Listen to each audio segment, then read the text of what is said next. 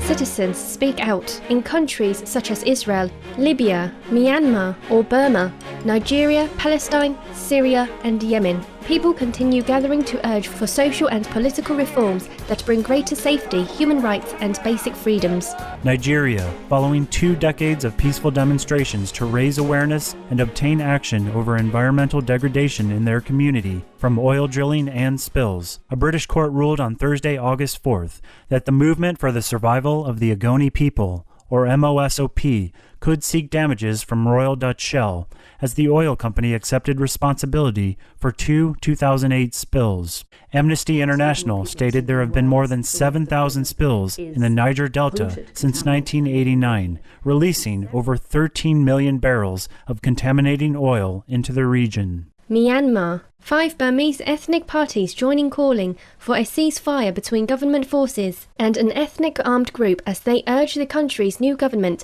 along with other humanitarian agencies, to help those fleeing internal conflict in Kachin, Shan and Karen states. Israel and Palestine, amidst ongoing protests over rising cost of living and insufficient affordable housing, the Israeli government approved a 930-unit expansion of the Har Homa settlement on Thursday.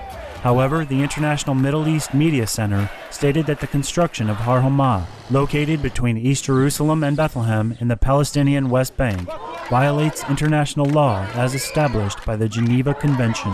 Syria. As an announced concession to pro-democracy protesters, President al-Assad issued a decree Thursday that would allow a multi-party political system and general election laws in the country.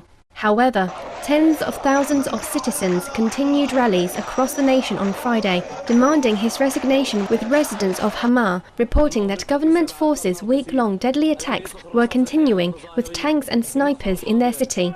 Meanwhile, the United Nations Security Council issued a statement denouncing President al-Assad's forces for their brutal attacks on civilians and human rights violations.